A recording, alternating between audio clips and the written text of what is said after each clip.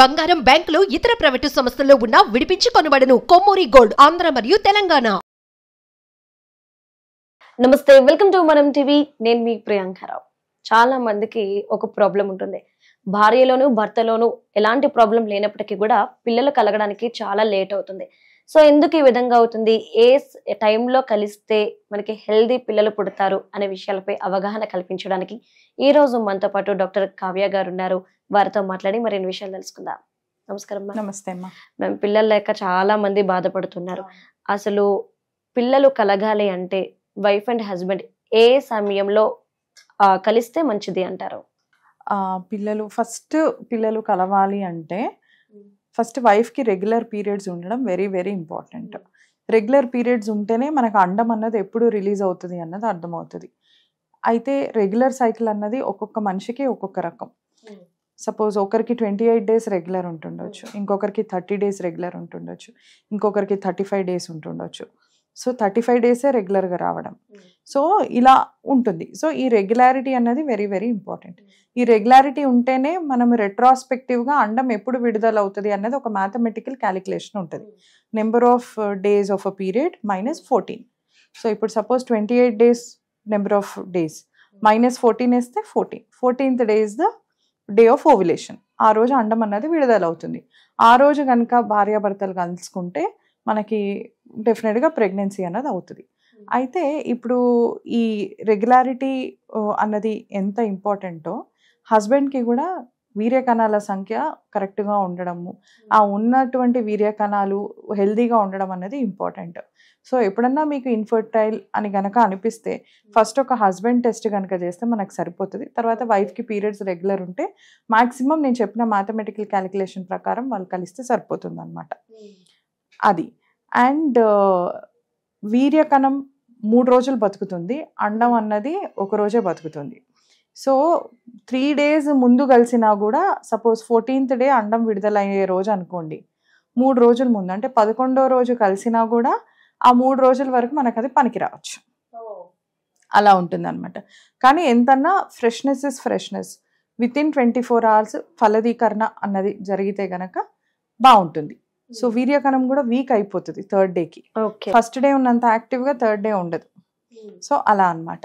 So ఏదైనా కూడా day of ovulation రోజు కలుసుకుంటే కనుక ప్రెగ్నెన్సీ అన్నది చాలా సక్సెస్ఫుల్గా వస్తుంది. ఓకే. అంటే చాలా మంది అంటారు నైట్ టైం కలిస్తే బెటర్ అని. కానీ ప్రెసెంట్ ఉన్న సిచ్యువేషన్లో ఒక్కొక్కరికి ఒక్కొక్క షిఫ్ట్ ఉంటుంది, వాళ్ళకి దొరికే సమయం కూడా చాలా తక్కువ. So morning, evening or night ఎప్పుడు కలిస్తే మంచిది? నైట్ టైం అట్లా అని ఏం లేదు. అట్లా అంటే నేను ఎన్నో అన్వాంటెడ్ ప్రెగ్నెన్సీస్ చూస్తూ ఉంటా. డే టైంలో ఎలా అన్నా it is not about day or night, it is about time of the ovulation అంతే. సో నైట్ డే అని ఏం ఉండదు. వాళ్ళు ఎప్పుడైతే ఇంటికి వచ్చి రిలాక్స్డ్గా మనసు ప్రశాంతంగా స్ట్రెస్ ఫ్రీగా ఉండి డెఫినెట్గా in terms of making love లాగా ఉంటే ప్రెగ్నెన్సీ సక్సెస్ రేట్ అనేది చాలా ఎక్కువ ఉంటుంది. స్ట్రెస్లో మీరు ఎంత చేసుకున్నా ఆ బేబీ ఫామ్ అయినా కూడా మీ స్ట్రెస్ రెస్పాన్స్ వల్ల వచ్చే ఇన్ఫ్లమేటరీ మీడియేటర్స్ వల్ల మనకు ఆ ప్రెగ్నెన్సీ అనేది కొన్నిసార్లు కూర్చోదు. సో అందుకని స్ట్రెస్ అనేది చాలా వరకు అవాయిడ్ చేసి మెంటల్గా రిలాక్స్ అయ్యి ప్రాపర్ లవ్ మేకింగ్ లాగా ఉంటే ప్రెగ్నెన్సీ సక్సెస్ రేట్స్ అన్ని చాలా ఎక్కువగా ఉంటాయి అన్నమాట. అంటే చాలా మంది డాక్టర్ని కన్సల్ట్ అవ్వకుండా పెళ్ళైన వెంటనే ఎందుకు అని చెప్పేసి కొన్ని టాబ్లెట్స్ వాడేస్తారు వాళ్ళకి వాళ్ళే. తర్వాత బేబీస్ కోసం ట్రై చేసేటప్పుడు చాలా ఇబ్బంది పడతారు. సో ఇది ఎంతవరకు కరెక్ట్ అంటారు? వాళ్ళు ఫస్ట్ టాబ్లెట్స్ వాడుతున్నారు అంటే మోస్ట్లీ ఐపిలే వాడతారు నాకు తెలిసి. ఐపిల్ కూడా ఎప్పుడు 100% సక్సెస్ఫుల్ కాదు.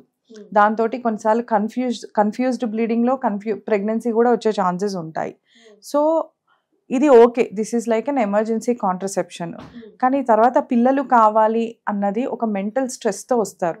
మెంటల్ స్ట్రెస్, ఫిజికల్ స్ట్రెస్, ఇంకోటి వాళ్ళు జాబ్స్లో బిజీ ఉంటారు, ఒకరికొకరికి టైం ఉండదు, అండ్ సొసైటీ పెట్టే ప్రెషర్స్ ఉంటాయి.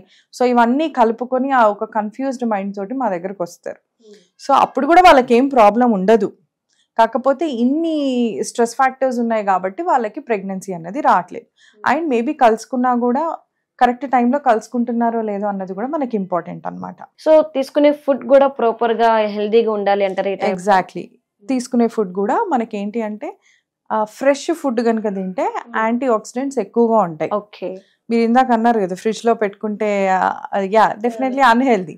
So fresh from the farm అట్లా తెచ్చుకొని ఫ్రెష్లీ కుక్డ్ తింటే మనకు అందులో ఫ్రీ రాడికల్స్ ఉండవు, యాంటీ ఆక్సిడెంట్సే ఉంటాయి. Antioxidants are good for the body.